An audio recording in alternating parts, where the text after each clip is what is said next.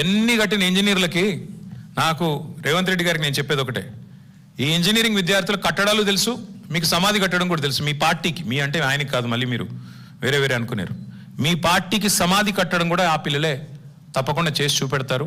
నేను ఇవాళ గడ్డం వేణు తరపున, ఇవాళ రాష్ట్రంలో నిరుద్యోగుల తరపున స్పష్టంగా రాహుల్ గాంధీని, రేవంత్ రెడ్డిని అడుగుతా ఉన్నా, సమాధానం చెప్పు. 2 లక్షల ఉద్యోగాలు ఎప్పుడు ఇస్తావు, ఎలా ఇస్తావు, నీ జాబ్ క్యాలెండర్ ఎక్కడ సచ్చింది, రాహుల్ గాంధీ ఎక్కడ ఉన్నాడు, ఎందుకు ఉలకరు పలకరు ఈ తెలంగాణ యువత అడుగుతున్నారు.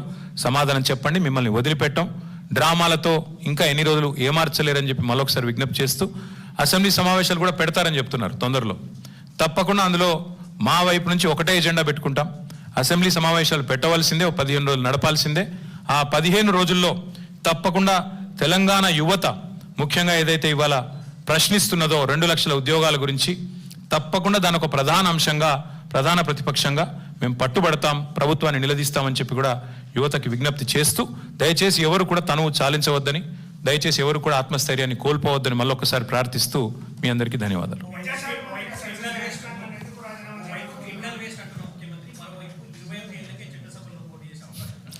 అంటే రేవంత్ రెడ్డి స్టైల్ ఏంటంటే బ్రదర్, ఆయన చేతుల్లో ఉన్నది ఏది చేయడు, చేతుల్లో లేని వాటికి మాత్రం పోజులు కొడతాడు. మంచి సామెత ఒకటి ఉంటుంది, ఇక్కడ మీకు తెలుగు వచ్చిన వాళ్ళకి బాగా తెలుస్తుంది, గాలికి పోయే పేలపిండి కృష్ణార్పణం అన్నాడు టెన్కెట్కోడు. మన వల్ల అయ్యేది లేదు, పోయేది లేదు. 21 ఏళ్లకు చట్టసభలో అడుగు పెట్టాలని నిర్ణయం చేసేది పార్లమెంటు. శాసనసభలో తీర్మానం చేస్తే ఏమి, చేయకపోతే నేను అడిగినోడేవాడు. నువ్వు చేయాల్సింది ఏంటి రేవంత్ రెడ్డి, నువ్వేం చేయాలి, 10వ తరగతి పాస్ అయ్యే పిల్లలకి 10,000 రూపాయలు ఇవ్వు, నువ్వేగా చెప్తివి. 12వ తరగతి పాస్ అయ్యే పిల్లలకు 15,000 ఇవ్వు, డిగ్రీ పాస్ అయిన పిల్లలకి 1,00,000 రూపాయలు ఇవ్వు, పీజీ పాస్ అయిన పిల్లలకి చెప్తివి కదా 5 లక్షలు ఏదో అవి ఇవ్వు, స్కూటీలు ఇవ్వు, పిల్లలకి నిరుద్యోగ భృతి ఇవ్వు 4,000.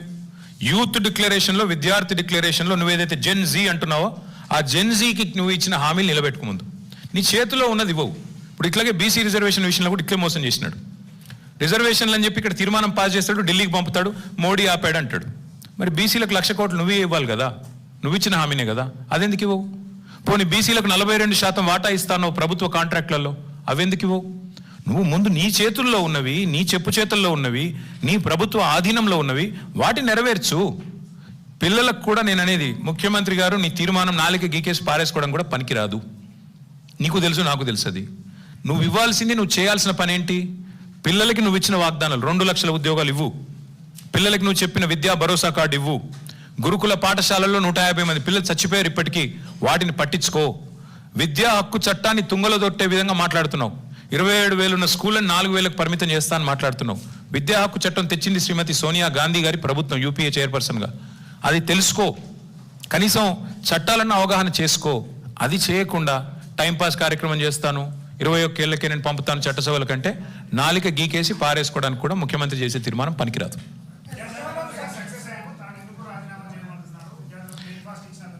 సక్సెస్ అంటే 150 మంది పిల్లల్ని గురుకులాల్లో చంపడం సక్సెస్ అంటే మేబీ రేవంత్ రెడ్డి గారి కొలమానం అది కావచ్చు, లేదా ఎండ్రిన్ తాగి చావండి అని చెప్పడం కొలమానం కావచ్చు తెలంగాణ యువతకి, లేదా 2 లక్షల ఉద్యోగాలని చెప్పి మోసం చేయడమే కొలమానం కావచ్చు. ఏ రకంగా సక్సెస్ అయ్యాడు, దేనిలో సక్సెస్ అయ్యాడు ఆయన, ఏ విషయంలో సక్సెస్ అయ్యాడు మీరు చెప్పండి, నాకు నేను కూడా విని నేర్చుకుంటా. ఎందులో సక్సెస్ అయ్యాడు? మేము సీఎం బ్రేక్ఫాస్ట్ స్కీమ్ అని ప్రవేశపెడితే 2023లో దాన్ని 2 ఏళ్ళు ఆపిన సన్నాసేవాడే. మా ప్రభుత్వం స్టార్ట్ చేసిన పథకాన్ని 2 ఏళ్ళు ఆపి మళ్ళీ తిరిగి ప్రారంభించినట్టు యాక్టింగ్ చేసి ఇవాళ అదేదో ఆయన చేసినట్టుగా పోజులు కొడితే ప్రజలు అంత ఈజీగా మర్చిపోతారు అనుకున్నారా? అది కేసీఆర్ ప్రభుత్వం ప్రవేశపెట్టిన పథకం. 2 ఏళ్ళు ఆపిన దుర్మార్గుడు రేవంత్ రెడ్డి. ఎస్ దీపిక, एक minute.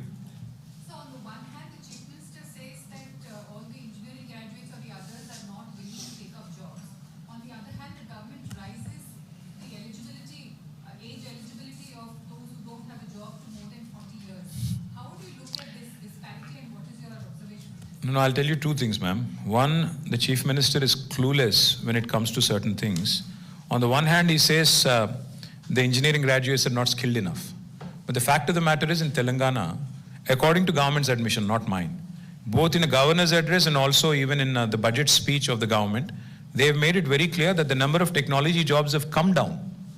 Back in 2023, when we were in government, the total number of technology jobs, according to NASSCOM and STPI, was 9,46,000. It has come down by 7,000. It is now 9,39,000. First, the government needs to answer the question on how and why the tech jobs are coming down in Telangana. What is the reason for that?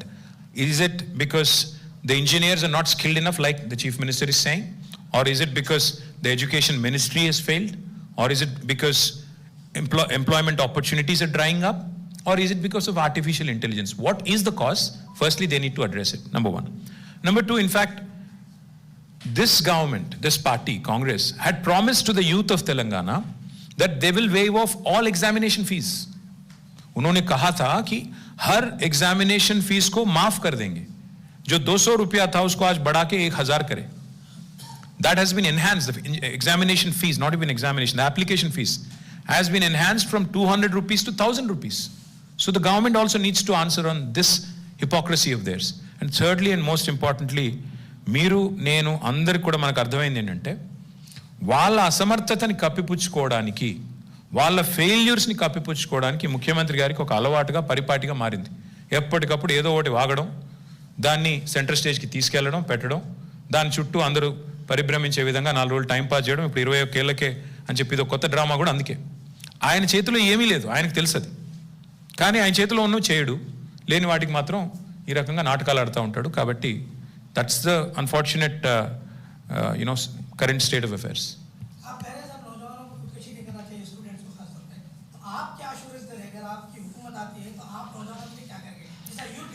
अगर नहीं, जब वापस आएंगे हम लोग 2028 में, मैं बस इतना ही कहूँगा कि पिछले 5 साल जो है 2005 नहीं 10 साल, 9.5 साल अगर मैं करेक्टली बोलूँ तो 2014 से लेके 23 तक कोविड रहने के बावजूद हमने कुल मिला के 2,32,000 से ज़्यादा नोटिफिकेशन हमने दी और उसमें से 1,60,000 एम्प्लॉयमेंट पूरा मुकम्मल हमने किया वादा. और बाकी जो कोर्ट केसेस की वजह से 70,000 कुछ पेंडिंग थे, उसके कागज इन्हों देके, अब के चीफ मिनिस्टर देके आज कुछ भी बोल रहे हैं उन्होंने. और साथ ही साथ हमारे प्रवीण भाई याद दिला रहे हैं मेरे को, प्राइवेट सेक्टर में 24 लाख से ज्यादा, आईटी और बाकी सेक्टर्स में 24 लाख से ज्यादा एम्प्लॉयमेंट क्रिएट करने वाली गवर्नमेंट हमारी है तेलंगाना में, केसीआर गवर्नमेंट. आज मैं देखते रहता हूँ, कभी का एक बार हंस भी लेता हूँ.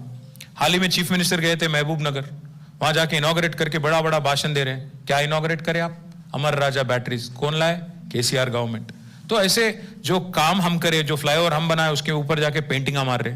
अब जो कंपनी हम लाए उसके आगे जाके रिबन कट कर रहे. कोई बात नहीं, कोई तकलीफ नहीं, पर आप अपना कुछ दिखाओ जो करे. आप जो वादा करे, राहुल गांधी साहब जो वादा करे 2 लाख, एक पहले ही साल में 2 लाख रोजगार हम देंगे, गवर्नमेंट नौकरी हम देंगे. क्या हुआ उसका? जब वापिस हम आएंगे 2028 में, मैं वादा करता हूं आपसे, पिछली बार जो 1-2 गलतियां हुए, जो छोटे छोटे मिस्टेक्स हुए हमारे तरफ से, उसको रेक्टिफाई करेंगे.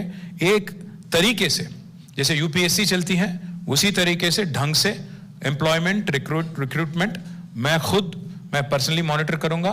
और मैं वादा करता हूं पार्टी के वर्किंग प्रेसिडेंट होने के नाते कि सही तरीके से युवा की जो एस्पिरेशन है प्राइवेट सेक्टर में, गवर्नमेंट सेक्टर में बैलेंस करके उनको एम्प्लॉयमेंट क्रिएट करना हमारी जिम्मेदारी रहेगी.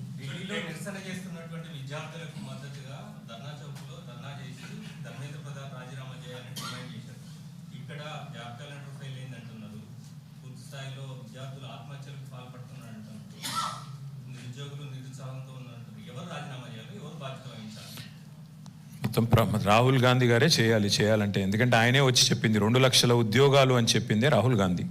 ఇక్కడున్న లోకల్ వాళ్ళ మాటలు నమ్మరనే, వాళ్ళకు మ్యాటర్ లేదనే ఢిల్లీ నుంచి రాహుల్ గాంధీ గారిని పట్టుకొచ్చారు. ఈయన వచ్చాడు కదా, ఈయనేదో చెప్తున్నాడు కదా, మనకు బిస్కెట్ వేసాడు కదా అన్నట్టుగా ఆయన చాయ్ దుకాణం కాడ కూర్చొని మంచి పోజులు కొట్టి మరి మాటిచ్చైతే పోయారు. 2.5 ఏళ్ళు దాటిపోయింది ఏది ప్రభుత్వానికి. ఇప్పుడు 32